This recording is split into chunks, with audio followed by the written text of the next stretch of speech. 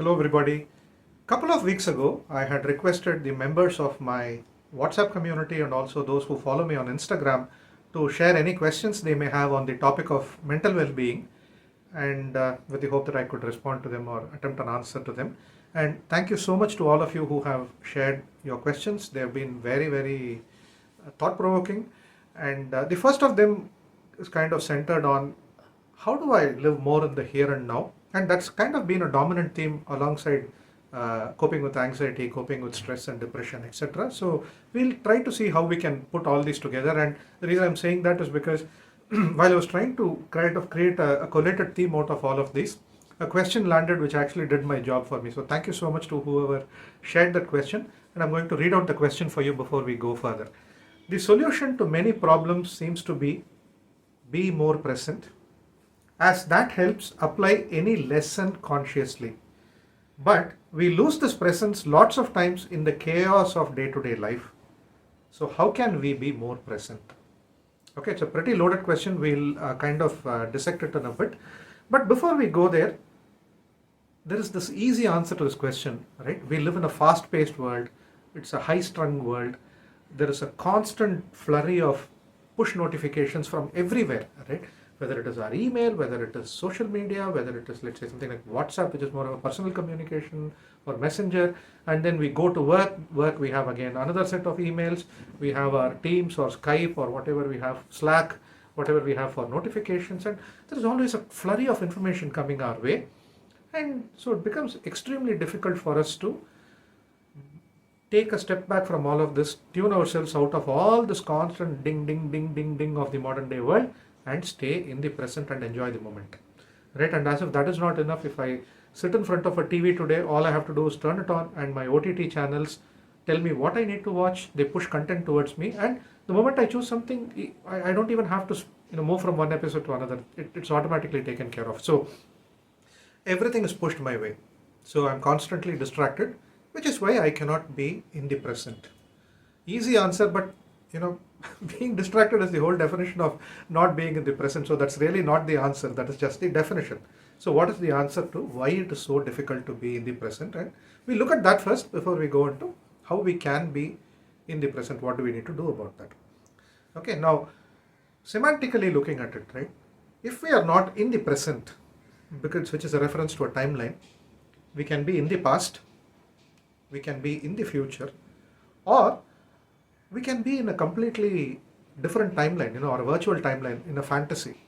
Okay, and we look at how. Let's say I'm in office and we are a bunch of friends sitting around having lunch one day, and one of them proposes, why don't we go have a game of badminton sometime next week? Right, let's all go, I'll book a court and we can all play. I'll send you guys an email once the booking is done. So everybody is excited, I'm also excited, and I go back to my desk and then I'm continuing my work. Now, a couple of days later, a friend of that friend meets me by chance when I'm having coffee and tells me, hey, next Wednesday, the court is booked, all set, I hope we are going.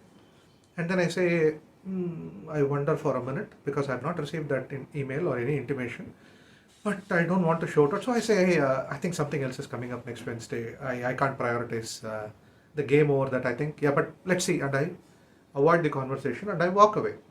Okay, and then I go to my desk and I'm sitting there in the present. Until then, I have been in the present. I'm in front of the coffee machine. I'm saying this is what I want to drink, and I'm smelling the aroma of coffee, whatever is happening. But the moment this conversation happens, I have snapped out of the present.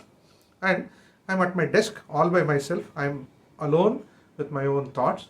And so questions start coming in. Why did these guys neglect me? Why have they not invited me? Am I worthless? Right? Oh, next week they are all going to be there. They are going to be in the court. I'm actually visualizing them wearing their tracks, hitting the shuttle around, laughing. All of that is happening while I am probably sitting somewhere all by myself. Right? So I've already started living in the future. And I'm quite anxious about my own self-worth. I'm anxious about what it would mean for anything else related to work because these people have given me the cold shoulder. All of that anxiety I'm entertaining. And when all of that is happening, the guy who actually proposed to play a game walks up to me and he says, hey, I just realized I have not sent you that email, man. Sorry, man. I completely forgot. We are going next Wednesday. You come along.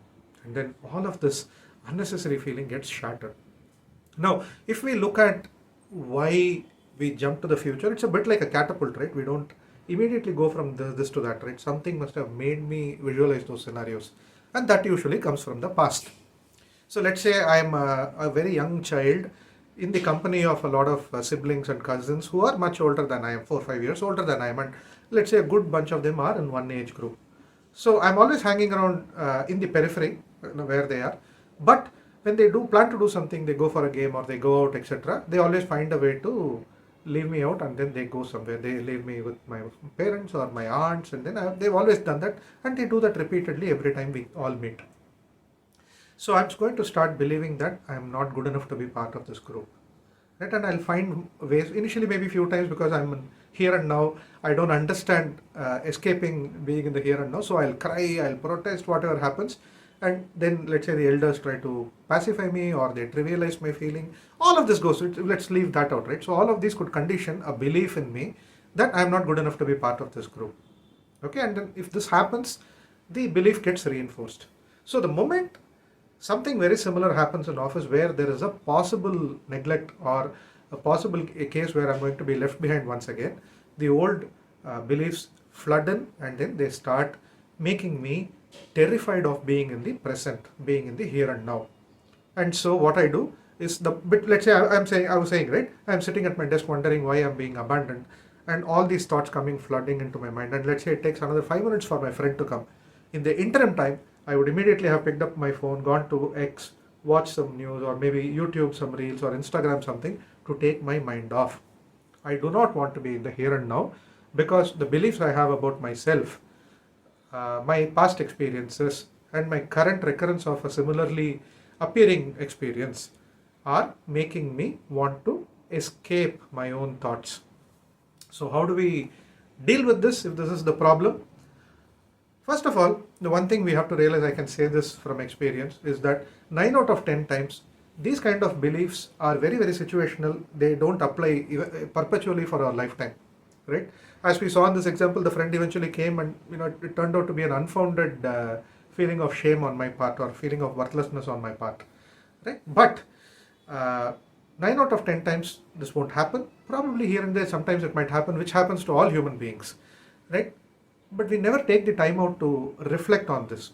Okay, so every single day, if we make it a habit, whenever this happens, we make a note of this happened, this is how I felt, this is why I felt so, but then the result was like this. And let's take time out every week or 15 days, and we analyze a few of these incidents which triggered us, and this chain of reactions from us which made us escape the present. We will find out that 9 out of 10 times, none of these things actually led to an undesirable result. Okay, we got what we wanted.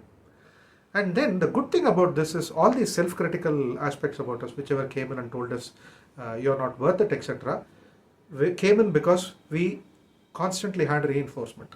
Now, this practice that we are doing, where we are evaluating this at a calmer time, by writing it down, by making notes, right? I think, or talking to a therapist, for example, with whom we can reflect on these experiences, we make these more manifest, right? They are more in front of us rather than within our heads.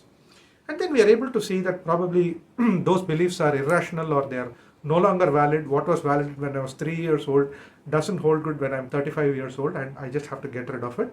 And then these personas, which originally were there to protect us from having to cry, protect us from having to be trivialized by our elders, which no longer are required, but they still think they are relevant because in good intentions they don't want us to feel hurt. So they will take a backseat now, because we know for a fact through practice we now have this rational, wise persona also coming into our head and telling us there is nothing to worry about here. You are not so bad as you think it is, right? Perhaps you definitely are not needed there, which is fine, which happens to all people, or somebody is going to eventually come and include you. You are wanted, you belong there, and things like that, right? So if we are able to do this, either by ourselves or with the help of a therapist, then all these self-defeating thoughts will go away, and we will find that we don't have to seek out all these distractions, and we can happily live in the here and now, enjoying and savoring every moment of our lives. So that's probably the one thing I wanted to reflect with all of you. Please let me know what you think in the comments, and if there is anything you feel I've missed, I'll be happy to talk about it in a separate video. Thank you so much.